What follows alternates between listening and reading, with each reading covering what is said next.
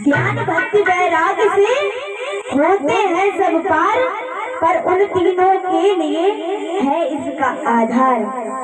एक बार नारद ऋषि पृथ्वी की परिक्रमा करने के लिए पृथ्वी पर आते हैं।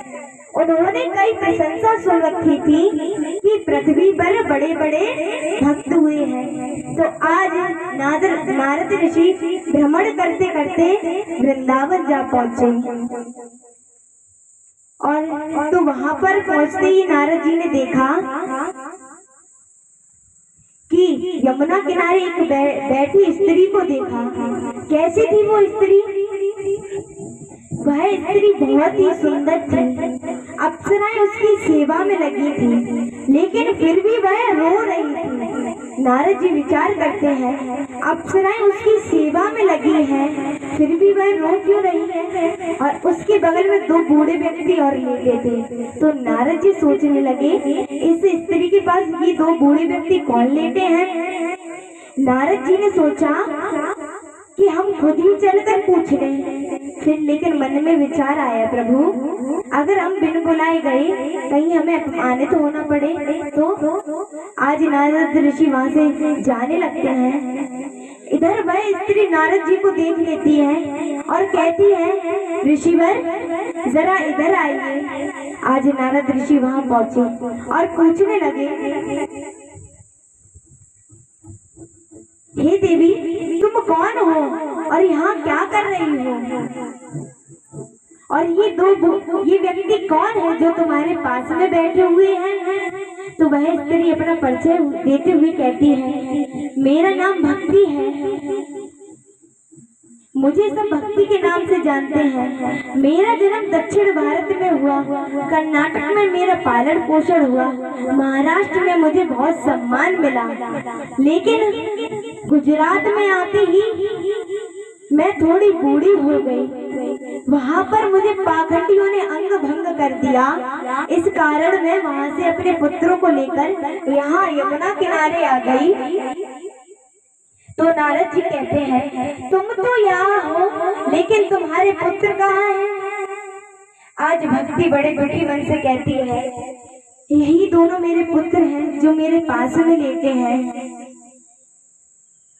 आज नारद जी ने इतने वचन सुने तो मन में विचार करने लगे, कैसी विधि की लीला है कि माता पर जवानी और बेटों पर बुढ़ापा। तो आज नारद जी कहते हैं, विधि की कैसी लीला, विधि की कैसी लीला, ये जान नहीं पाई। सुत दोनों बूढ़े हैं, माँ जानी में छाई। सुत दोनों बूढ़े हैं, माँ जानी में छाई।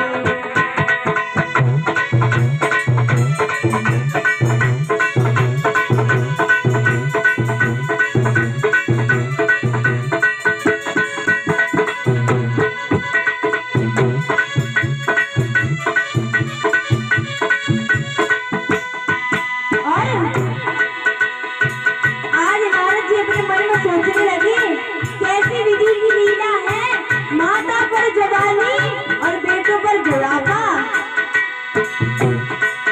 विधि की कैसी लीला, ये जान नहीं पाई। सुत दोनों बूढ़े हैं, माँ जाने में छाई।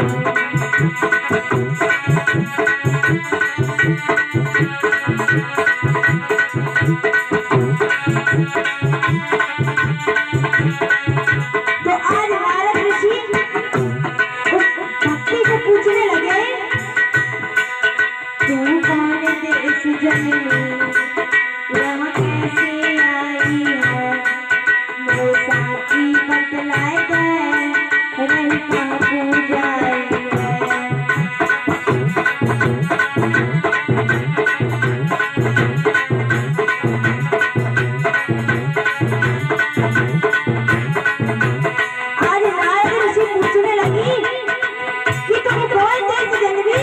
और यहाँ कैसे आई हो?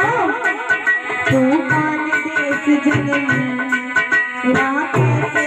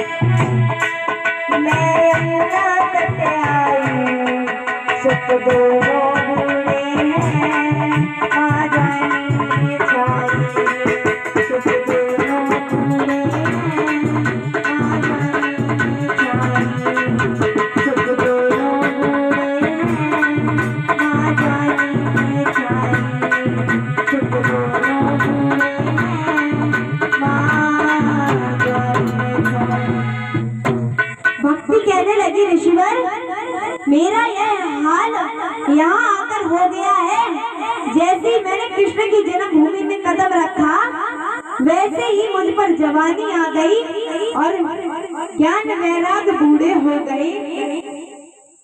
तो आज भक्ति रोते हुए कहने लगी, ऋषिवर अब आप ही कुछ उपाय कीजिए, मेरे बेटों को तरुण आप ही कर सकते हो, मेरे बेटों को तरुण कर दीजिए, कृपया करके आप मेरी सहायता कीजिए। तो आज नारद ऋषि उन दोनों के पास जाकर वेदों का पाठ करने लगे, लेकिन उससे कोई प्रभाव न पड़ा, उनपे कोई प्रभाव न पड़ा ज्ञान वैराग्य पे। तो नारद ऋषि सारे ग्रंथों और उपनिषदों का पाठ करने लगे, परंतु उससे भी कुछ फायदा ना मिला।